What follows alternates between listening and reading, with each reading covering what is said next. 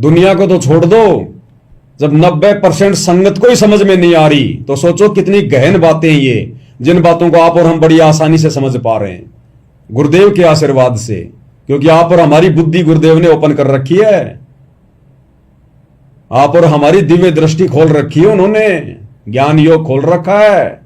अन्यथा लाख जन्म में भी ये बातें समझ में नहीं आ सकती। ये मैनेजमेंट वाले मेरे सारे वीडियो देखते हैं, पढ़ रही है एक भी बात इनके पल्ले नहीं पढ़ रही, कानों के ऊपर से निकलती जा रही है, क्योंकि अभी इनके संस्कार कमजोर हैं, गुरुदेव का आशीर्वाद नहीं है। ये बहुत अपर लेवल की बातें हैं। गुरुदेव ने बताया बच्चों यहां पीएचडी का ज्ञान समझना आसान है, ये कबीर परमेश्वर का तत्व ज्ञान समझना ये ब्रह्मा विष्णु महेश की बस की बात नहीं है। और जिनके समझ में आ रहा है तो शुक्र मनाओ अपने गुरुदेव भगवान का, जो परमात्मा की असीम रजा है उनके ऊपर, तो वो अविनाशी राम मिलेगा हमें। यानी यही कबीर परमेश्वर सतगुरु रामपाल जी अपने इसी रूप में, इसी शकलो सूरत में हमें शतलोक में बैठे हुए मिलेंगे अपने तेजोमय रूप में, उस सिंहासन पर जिनके एक रूम में करोड़ सूरज करोड़ चंद्रमा मिला दो, इससे भी तेज रोशनी नूर, जो आंखों में ना चुभे, शीतलता दे। जितनी ज्यादा रोशनी होगी उतनी ज्यादा शीतलता मिलेगी, आनंद आएगा उनके रूप को देखकर। तो यही सतगुरु रामपाल जी भगवान, वो कबीर परमात्मा है जो सतलोक से अपने रूप को हल्का करके आप और हमें आज ये ज्ञान समझा रहे हैं, भक्ति और मुक्ति की राह दिखा रहे हैं। तो ये है वो अविनाशी परमात्मा। अगर ये अविनाशी नहीं है या नहीं होते तो भाई ये लास्ट का जो संध्या आरती का शब्द है ना मेरे गुरुदेव भगवान, ये गरीबदास जी के सदग्रंथ का नहीं है, ये कबीर जी का बनाया हुआ नहीं है, ये सतगुरु रामपाल जी ने बनाया। सतगुरु रामपाल जी ने आप और हम भक्तों के लिए ये शब्द गाकर उन्होंने अपने गुरु की भी महिमा कर दी, आदरणीय राम देवानंद जी की। अब राम देवानंद जी कोई अविनाशी थे क्या? तो उन्होंने अपने गुरु की महिमा के लिए ये शब्द नहीं बनाया स्पेशल, वो तो एक मुंह बोले शिष्य की भूमिका करते हुए आप और हमें वो भक्ति का पाठ पढ़ाने के लिए, वो तो केवल दिखावे में बोल रहे थे मेरे गुरुदेव भगवान। आप और हमने हकीकत में बोलना है और अमल करना है, क्योंकि आप और हमें हकीकत में जो गुरु मिला है वो अविनाशी मिला है, कबीर भगवान मिले हमें। इसलिए आप और हमारे लिए गुरुदेव ने शब्द बनाया है, अवगुण किए घनेरे फिर भी भले बुरे हम थारे, और दास को जान के निपट नादान मोहे बख्श दियो अविनाशी। तो अविनाशी अपनी आरती स्वयं करवा रहा है। आपे आरती आपे साजे, आपे किंगर आपे बाजे, आप नचे आप देखन हारा। तो ये है वो अविनाशी परमात्मा धरती पर वर्तमान में सतगुरु रामपाल जी। तो भाई चाहे जून में मनवाओ, चाहे फरवरी में मनवाओ, और चाहे दिसंबर की सर्दी में मनवाओ, गुरुदेव आदेश देंगे उसी समय मनाएंगे। उनका आदेश जो अपने कानों से सुनेंगे और आंखों से देखेंगे, सिरोधारिये, सौपन में भी नहीं सोच सकते अवहेलना करने की, लेकिन उनको सामने रख के मनाएंगे, उनकी तस्वीर को सामने रख के मनाएंगे कि ये है रियल कबीर, अविनाशी कबीर। और रोज मनाओ इनका तो प्रकट दिवस, रोज मनाओ। ये तो दिन में 10 बार सतलोक जाते हैं, 10 बार नीचे आते हैं, तो क्या जून क्या दिसंबर। लेकिन वो दाढ़ी मूंछ वाला बीच में रख के उस मुर्दा को अपना भगवान मान के, अपना बाप मान के हम अपने कर्म नहीं फोड़ेंगे, और ना अपने गुरुदेव को अपनी अज्ञानता का परिणाम देंगे इस कलयुग की पिछली पीढ़ी में। इतना सबको समझाने के बाद, इतने प्रमाण देने के बाद, और फिर भी तुम्हारी आंखें बंद हैं, फिर कौन से दिन समझ में आएगी। और कैसे कैसे प्रमाण दे रखे हैं गुरुदेव भगवान ने हमें। हम इंसान हैं, जानवर थोड़ी ना है जो समझ में नहीं आएंगे। समझ में उनके नहीं आएंगे जिनकी आंखें फूटी पड़ी है। उनको तो 650 साल पहले भी समझ में नहीं आया था, अब कहां से आ जाएगा। अब एक छोटा सा सत्संग सुनाते हैं तुम्हें गुरुदेव का 20 सेकंड का, तो इसे समझ में आएगा अविनाशी कबीर कौन है। इन आश्रम वालों ने जो एआई से वीडियो बना दिया 25 मिनट का, संत और परमात्मा का अद्भुत मिलन, यानी सतगुरु रामपाल जी को और दाढ़ी मूछ वाले कबीर जी को, जिसके दर्शन संगत ने स्वप्न में भी नहीं किए होंगे, जो धरती पर है ही नहीं, जिसका अस्तित्व नहीं, उसको तो कबीर भगवान की संज्ञा दे दी गई। और जो आप और हमारे लिए यातना भोग रहा है, संघर्ष कर रहा है, लोगों की गालियां खा रहा है, सौ सुख दे रहा है, जो सुख हमारे भगवान नहीं दे पाए हमें आज से पहले, ऐसा निर्मल ज्ञान कोई नहीं दे पाया, उसको खाली गुरु मान के, एक संत मान के साइड में कर दिया। और कह रहे 1997 में संत रामपाल जी को तो कबीर जी ने सतलोक भेज दिया। बस वही तक काम था संत रामपाल जी का। वो तो एक जीव थे, उनके बस की बात नहीं थी संत रामपाल जी के कि वो किसी का मोक्ष करा दें, किसी का कल्याण करवा दें, किसी को मुक्ति प्रदान करवा दें। ना ना ना, वो तो कबीर जी आए फिर 1997 में और संत रामपाल जी के रूप में लीला कर रहे हैं। क्या कह रहे हैं गुरुदेव भगवान, सत्संग को ध्यान से सुनिएगा। परमात्मा कहते हैं मैंने यह ठीक रख दी कि 5505 जब कलयुग आओगा उसके बाद पूरे विश्व में ज्ञान फैलेगा और सारा संसार मेरा शेष होगा। मेरी भक्ति करेंगे मेरे बच्चे, मुझे पहचानेंगे और सारे एक होंगे जो भिन्न भिन्न बाटों में बटके विभागों।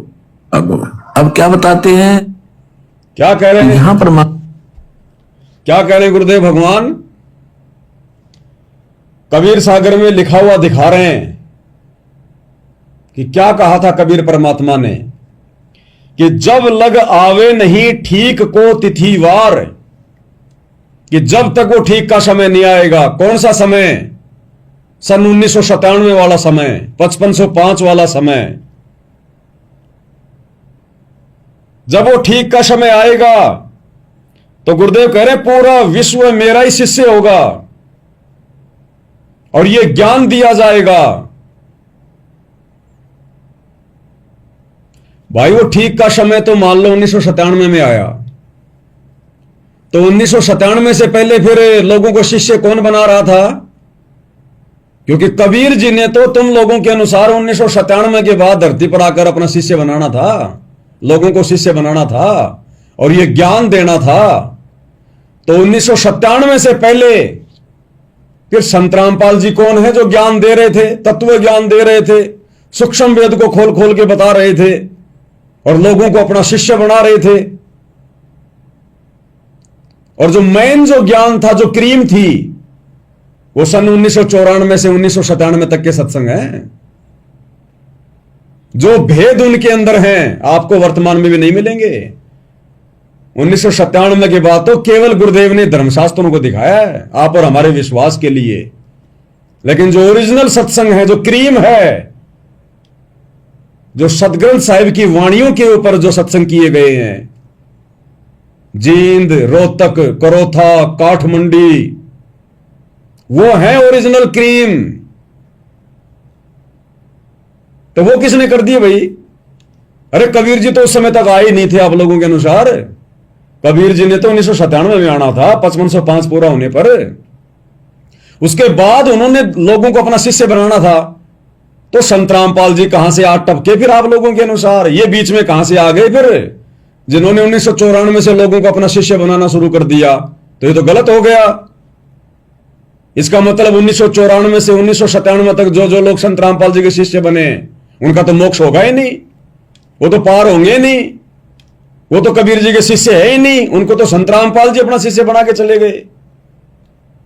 क्योंकि वाणी तो ये कह रही है ना, दोबारा सुन लो एक बार। कहते हैं मैंने यह ठीक रख दी कि 5505 जब कलयुग आओगा उसके बाद पूरे विश्व में ज्ञान फैलेगा। 5505 जब आवेगा यानी 1997 में, उसके बाद पूरे विश्व में यह ज्ञान फैलेगा। तो 1994 से कौन फैला रहा था भाई? कोई नकली कबीर आ गया था क्या संत रामपाल जी के रूप में?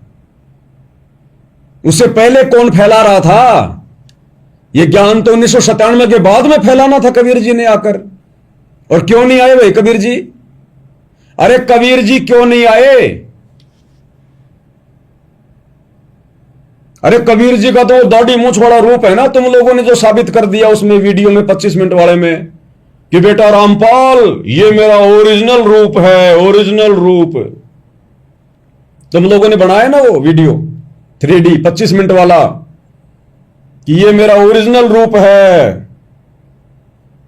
सुन लो एक बार क्या कह रहे हैं। इस सत्य पुरुष कबीर हूँ। कबीर परमेश्वर जी सबको जिंदा बाबा के वेश में मिले, आप तो जिंदा बाबा वाले वेश में नहीं हो।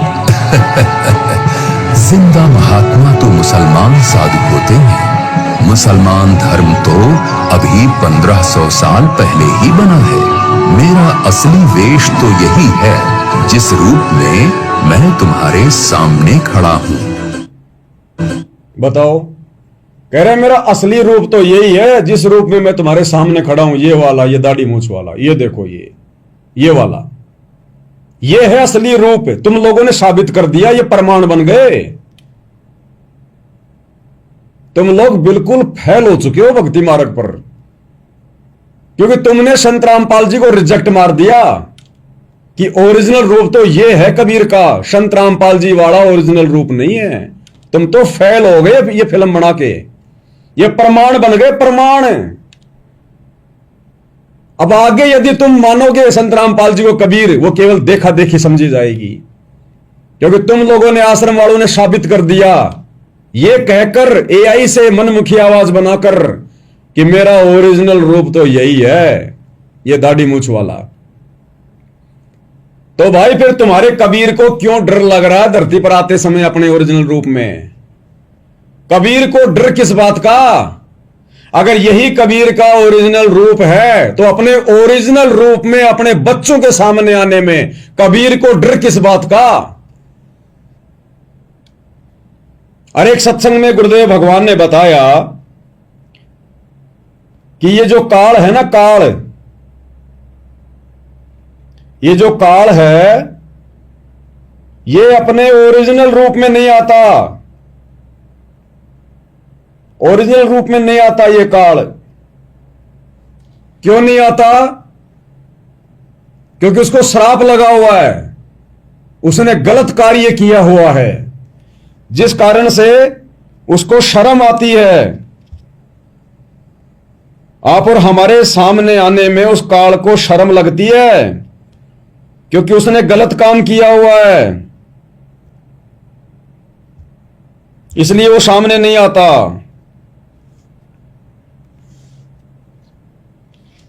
तो गुरुदेव ने बताया कि अपने बच्चों के सामने वो बाप नहीं आएगा जिस बाप में कोई दोष होगा, जिसने कोई गलत काम कर रखा होगा, वो अपने बच्चों के सामने नहीं आता, दर्शन नहीं देता।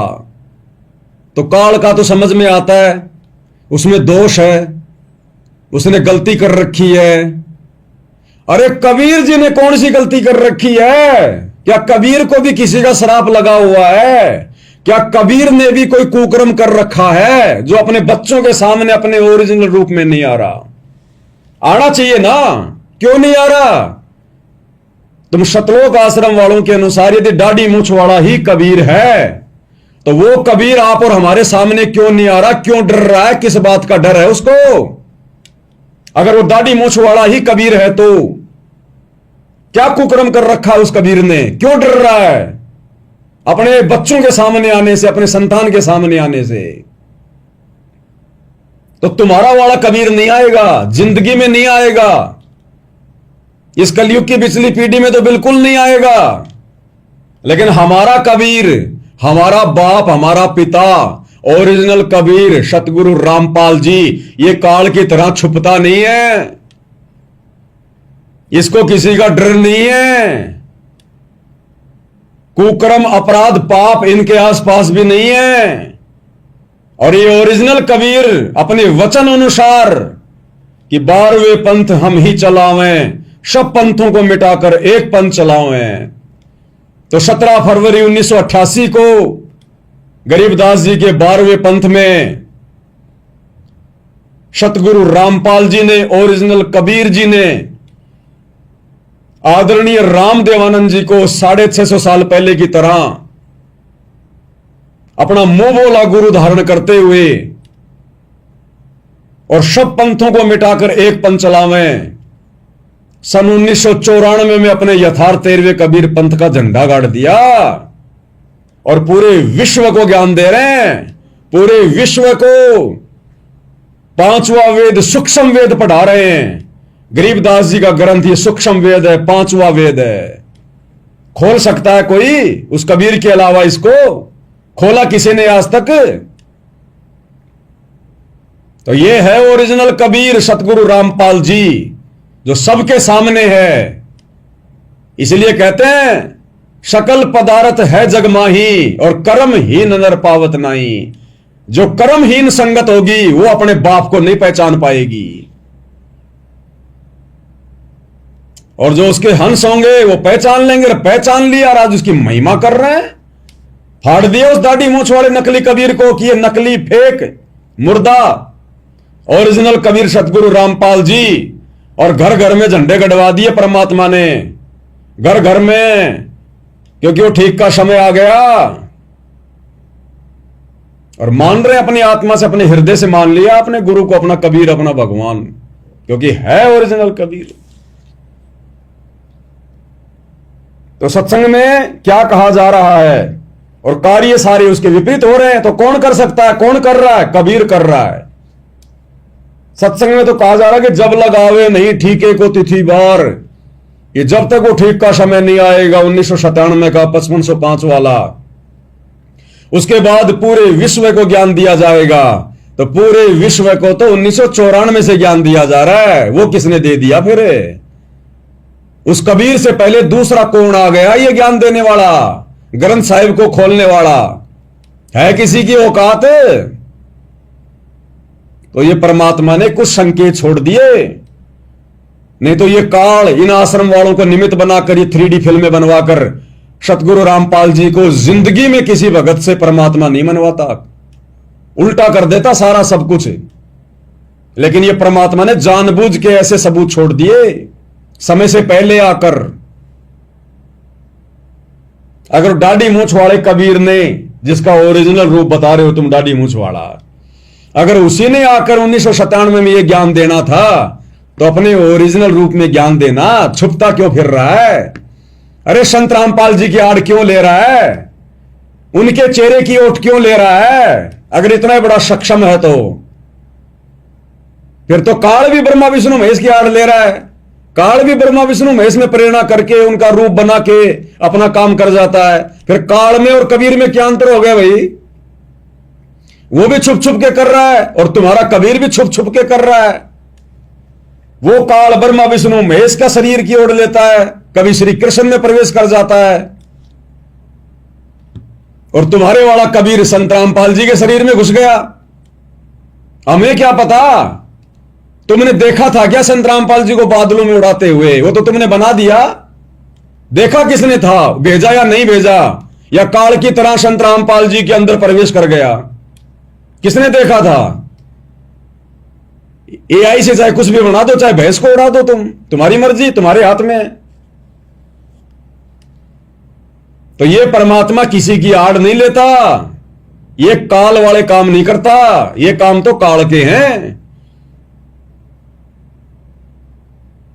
तो ये स्वयं कबीर भगवान 8 सितंबर 1951 से भारतवर्ष की पावन भूमि पे प्रकट है और सारे काम वैसे कर रहा है जो इन्होंने कबीर सागर में लिखवाए थे। 12वें पंथ हम ही चलावें और सब पंथों को मिटाकर एक पंथ चलावें। तो 12वें पंथ में प्रवेश किया इस कबीर ने। ये अपने वचन का पक्का है, इसकी एक भी वाणी फैल नहीं हो सकती। अगर ये वाणी फैल हो गई तो सारी वाणियां फैल है फिर। क्योंकि तुम्हारा कबीर तो दाढ़ी मूंछ वाला तो 1997 में आया था, उससे पहले तो 12वां पंथ ही समाप्त हो गया। क्योंकि जिस दिन सतगुरु रामपाल जी ने 1994 में 13वां नया कबीर पंथ चलाया, उसी दिन 12वां पंथ समाप्त। और तुम्हारा कबीर आ रहा 1997 में, तो वाणी के अनुसार तो कबीर झूठा हो गया कि 12वें पंथ हम ही चलावें। तो 12वें पंथ में तो आए नहीं कबीर, लेकिन भाई वो कबीर आ गया अपने ओरिजिनल रूप में, संत रामपाल जी वाले रूप में, 12वें पंथ में। और नया भी शुरू कर दिया, सब पंथों को मिटाकर एक पंथ चलावें, 94 में शुरू भी कर दिया। तो क्या कहा जा रहा है, समझो संकेत। परमात्मा कहते हैं मैंने यह ठीक रख दी कि 5505 जब कलयुग आओगा उसके बाद पूरे विश्व में ज्ञान फैलेगा और सारा संसार मेरा शेष होगा। मेरी भक्ति करेंगे मेरे बच्चे, मुझे पहचानेंगे और सारे एक होंगे जो भिन्न भिन्न बाटों में बट गए विभागों। अब क्या बताते हैं, तो यहां पर तो ये सारा काम तो सतगुरु रामपाल जी 1994 से कर रहे हैं। आगे क्या कह रहे हैं परमात्मा कि जब वो 5505 वाला समय आएगा तब हम आएंगे, तब हम आएंगे और पूरे विश्व को ज्ञान समझाएंगे और तुम गवाह बनोगे विश्वास के लिए। गरीबदास जी को कह रहे हैं उस समय तुम गवाह बनोगे विश्वास के लिए। सुनिएगा एक बार ध्यान से गुरुदेव के मुख कमल से। और मैं तेरे साथ रहूंगा बेटा, जब तू मर्यादा में रहेगा और मेरी भूल नहीं पड़ेगी, तेरे ऊपर कोई आपत्ति नहीं आने दूंगा, तेरे साथ रहूंगा, एक सेकंड सेकंड की तेरी केयर टेक करूंगा, मेरे से छुपा नहीं कुछ भी। तो भक्ति करना, ये सिमरन करना और जाके मेरा गवाह बन, तेरे भाई बहनों को जगा, उनको समझा, इसलिए तुझे यहां लाया हूं। और तेरे से पहले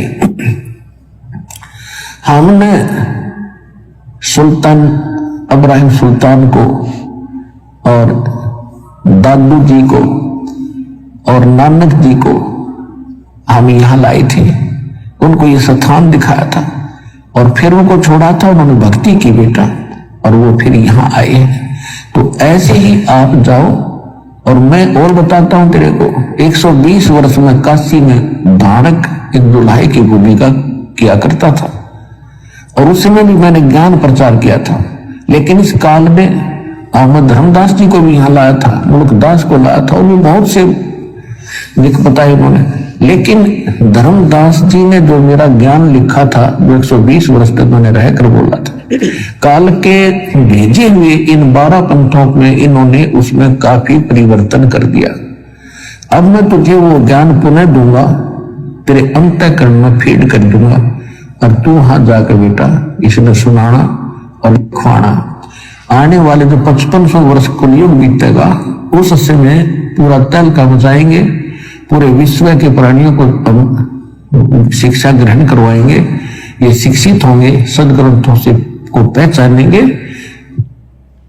1997 के बाद शिक्षा ग्रहण करवाएंगे। ये शिक्षा किसने ग्रहण करवाई? अरे बच्चे बच्चे को 1997 से पहले किसने शिक्षित करवा दिया? जबकि यहां तो 1997 की बात हो रही है कि 1997 के बाद में बच्चे बच्चे को शिक्षित करवाएंगे। ये साक्षरता अभियान आज से 30 साल पहले गांव गांव में किसने चलवाया? ओरिजिनल कबीर सतगुरु रामपाल जी ने, उनकी प्रेरणा से सरकारों ने साक्षरता अभियान चलाया। क्योंकि कलयुग की बिचली पीढ़ी उसी दिन शुरू हो गई थी जिस दिन धरती पर सतगुरु रामपाल जी प्रकट हुए थे, 8 सितंबर 1951 को। क्योंकि जब तक ये परमात्मा धरती पर रहता है तब तक ही वो पीढ़ी का समय होता है। तो शिक्षा परमात्मा ने पहले से शुरू करवा दी थी, पहले से ही साक्षरता अभियान के माध्यम से गांव गांव में जाकर औरतों को पढ़ाया करते थे, बड़े बूढ़ों को लोग जो है पढ़ाया करते थे, गांव गांव में टीचर जाया करते थे। जबकि तुम्हारा डाडी मूंछवाड़ा कबीर तो कह रहा 1997 के बाद में सबको शिक्षित करेंगे। तो 1997 के बाद में किया या उससे पहले किया परमात्मा ने? 1951 से परमात्मा ने शिक्षा की और विज्ञान की लहर शुरू कर दी थी। विज्ञान और शिक्षा की लहर। और आगे क्या कह रहे हैं? और फिर हम आएंगे और पूरे विश्व को बेटा सच्चा ज्ञान बताएंगे, तुम उस समय प्रमाण बनोगे एक गौ। और क्या कह रहे हैं गरीबदास जी को कि 1997 में हम आएंगे, सबको सच्चा ज्ञान बताएंगे। तो संत रामपाल जी झूठा ज्ञान बता रहे थे क्या 1997 से पहले? अगर 1997 के बाद ही सच्चा ज्ञान बताना था तो 94 से 97 के बीच में संत रामपाल जी झूठा ज्ञान बता रहे थे क्या? और कह रहे हैं बेटा गरीबदास उस समय तुम गवाह बनोगे, उस समय फिर तुम गवाह बनोगे। ध्यान से सुनो ये शब्द, तुम गवाह बनोगे, ये वाले पहचानेंगे, जानेंगे और फिर हम आएंगे और पूरे विश्व को बेटा सच्चा ज्ञान बताएंगे। तुम उस समय प्रमाण बनोगे, एक गवाह बनोगे जनता के दिल डटने। 1997 में हम आएंगे और उस समय बेटा गरीबदास तुम गवाह बनोगे, तुम प्रमाण बनोगे। गरीबदास कैसे? गरीबदास जी के द्वारा लिखा गया सदग्रंथ। तो भैया 1994 से गरीबदास जी को गवाह बना के उनके द्वारा लिखे गए सदग्रंथ साहिब का पाठ कर करके उन वाणियों को खोल खोल के फिर दुनिया को कौन समझा रहा था? अरे कबीर जी तो कह रहे हैं दाढ़ी मूंछ वाले, तुम्हारे कबीर भगवान आश्रम वालों, कि मैं तो 1997 के बाद में आऊंगा और गरीबदास बेटा तुम्हारे को मैं गवाह बनाऊंगा, तुमसे जो ग्रंथ लिखवाऊंगा वो गवाह बनेगा आत्माओं का दिल डांटने के लिए। तो उस गरीबदास जी के सदग्रंथ को गवाह के रूप में तो सन 1994 से सतगुरु रामपाल जी दिखा रहे हैं। अरे कबीर का काम तो पहले शुरू कर दिया, कबीर को तो पता भी नहीं। कबीर तो 1997 में आया और सतगुरु रामपाल जी ने वो सारे काम 1994 से शुरू कर रखे हैं। तो बड़ा कौन हुआ? कबीर बड़ा हुआ है, सतगुरु रामपाल जी बड़ा हुआ। उस कबीर के ठीक के समय से पहले 5505 वाला जो ठीक का समय कबीर ने रखा था, उस ठीक के समय से पहले यह काम संत रामपाल जी ने शुरू कर दिया और कबीर को इस बात की भनक भी नहीं है। बताओ तो बड़ा कौन हुआ? कबीर तो लेट हो गया, सतगुरु रामपाल जी ने पहले शुरू कर दिया। तो कौन हुआ बड़ा? गुरु बड़े हैं गोविंद से। थोड़ा बहुत बुद्धि विवेक का इस्तेमाल करो। ये जानबूझ के परमात्मा ने ऐसी लीलाएं की हैं समय से पहले, अन्यथा आज ये आश्रम वाले काल प्रेरणा से संत रामपाल जी को परमात्मा नहीं मानने देते। ये 3D फिल्में बना बना के काल प्रेरणा से, कार्टून बना बना के, मनमुखी AI से संत रामपाल जी की आवाज में वॉइस बना बना के, वीडियो बना बना के सबको भ्रमित कर देते, सबको। जब आज भी इतना कुप्रयास कर रहे हैं ये, अगर ये प्रमाण नहीं होते हमारे पास में तो काल संत रामपाल जी को कबीर मानने देता क्या? तो भाई कबीर जी ने तो कहा था कि जब उन 5505 वाला समय आएगा तब हम तुम्हें गवाह के रूप में सबके सामने पेश करेंगे, लोगों का दिल डांटने के लिए। तो कबीर की तो वाणी फेल हो गई। वो तो 1997 के बाद होना था और 94 से संत रामपाल जी ने गरीबदास जी को गवाह के रूप में पेश कर दिया दुनिया के सामने, पाठ कर करके, सत्संग कर करके। जींद के, रोहतक के, काठमंडी के, करोथा के, वो काम तो पहले हो गया। अरे ये काम तो 1997 से पहले हो गया, बाद में तो केवल वेद शास्त्र दिखाए हैं संत रामपाल जी ने। गरीबदास जी को तो पहले पेश कर दिया था गवाह के रूप में गांव गांव जाकर। तो कौन है कबीर? और वो ही कबीर है दाढ़ी वाला 1997 में आने वाला। तो आता अपने ओरिजिनल रूप में। किस बात का डर है, किस बात का भय सता गया? फिर तो काल भी अपने ओरिजिनल रूप में नहीं आता और तुम्हारा कबीर दाढ़ी वाला भी ओरिजिनल रूप में नहीं आया। फिर काल में और कबीर में क्या अंतर हो गया भाई? तो बुद्धि का इस्तेमाल करो, पहचानो अपने गुरु को, अपने परमात्मा को, अपने कबीर को। आगे क्या कह रहे हैं गुरुदेव भगवान, क्या कह रहे हैं? ध्यान से सुनिएगा। तो यहां गीता ज्ञानदाता 7वें अध्याय के 19वें श्लोक में कह रहा है, क्या कह रहे हैं सत्संग में गुरुदेव भगवान? कि ज्ञान देने के लिए आपके पिता को स्वयं ही आना पड़ता है। ज्ञान देने के लिए आपके पिता को, हम आत्माओं का पिता कौन? कबीर, स्वयं ही आना पड़ता है। सुनिए, तो यहां गीता ज्ञानदाता 7वें अध्याय के 19वें श्लोक में कह रहा है, कि उस परम अक्षर ब्रह्म यानी वासुदेव की महिमा बताने वाला और उसी को की भक्ति दृढ़ करवाने वाला ऐसा संत, ऐसा साधु तो बड़ी मुश्किल से प्राप्त होगा अर्जुन। तो पुण्यात्मा, जैसा कि दास बार बार आपको सत्संग में सुनाता है, सुनिएगा, कि परमात्मा के विषय में जानकारी जीव नहीं बता सकता, परमात्मा की जानकारी परमात्मा ही बता सकता। तो उसकी अपनी जानकारी देने के लिए आपको, आपके पिता को स्वयं आना पड़ता है। वो आपका पिता है, हम सबका मालिक है। सुन लिया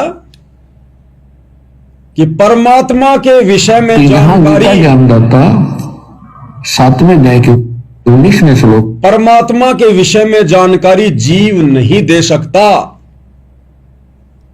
स्पष्ट कर दिया कि परमात्मा के विषय में जानकारी जीव नहीं दे सकता। और तुम लोगों ने वो 3D फिल्म बनाई 25 मिनट की, संत और परमात्मा का अद्भुत मिलन, उसमें क्या कहा? कबीर जी सतलोक से आकर कह रहे हैं संत रामपाल जी को कि बेटा रामपाल, तू मेरी परमहंस आत्मा है, मैंने ही तुझे ये ज्ञान देने के लिए भेजा है। अरे तो जीव तो जानकारी दे ही नहीं सकता परमात्मा की, फिर कबीर उल्टे काम क्यों कर रहा है? एक तरफ तो कह रहा है कि जीव परमात्मा के विषय में जानकारी नहीं दे सकता, और फिर कबीर संत रामपाल जी को भी भेज रहे हैं, एक जीव को भी भेज रहे हैं जानकारी देने के लिए। ये तो दोगला काम हो गया फिर। तो जीव तो परमात्मा के विषय में जानकारी दे ही नहीं सकता। और फिर गुरुदेव कह रहे हैं कि अपने विषय में आपको जानकारी देने के लिए, यानी परमात्मा ने अपने विषय में हमें जानकारी देने के लिए, 21 ब्रह्मांड के प्राणियों को जानकारी देने के लिए आपके पिता ने स्वयं ही आना पड़ता है। जब स्वयं ही आना पड़ता है, अरे आप अपने गुरुजी की बात को तो सत्य मानोगे ना, या गुरुजी की बातों को भी झूठा ले रहे हो? तो गुरुजी कह रहे हैं कि आपके पिता को अपने विषय में जानकारी देने के लिए स्वयं ही आना पड़ता है। तो 1994 से उस कबीर के विषय में जानकारी कौन दे रहा है? कौन दे रहा था? जब कबीर को ही आना पड़ता है अपने विषय में जानकारी देने के लिए, दूसरा नहीं दे सकता जीव। तो 1994 से जो सतगुरु रामपाल जी जानकारी दे रहे थे, बताओ फिर क्या मानोगे? उनको जीव मानोगे या परमात्मा मानोगे? अगर अपने गुरु को जीव कह दिया तो मर गए उसी समय, तुम डूब गए भक्ति से, इस जन्म में तुम्हारा मोक्ष नहीं है। और अगर परमात्मा कहोगे कि सतगुरु रामपाल जी स्वयं कबीर भगवान है, तो फिर दाढ़ी मूंछ वाले को छोड़ दो, फिर फाड़ फाड़ के फेंक दो हमारी तरह। एक के सादे सब सदे, सब सादे सब जाए, और माली से चे मूल को फले फुले गाए। ये परम संत के वचन हैं। अगर एक भी वचन फैल हो गया, दुनिया इनकी भक्ति नहीं करेगी। तो क्या कह रहे हैं गुरुदेव कि अपने विषय में आपको जानकारी देने के लिए आपके पिता ने स्वयं ही आना पड़ता है।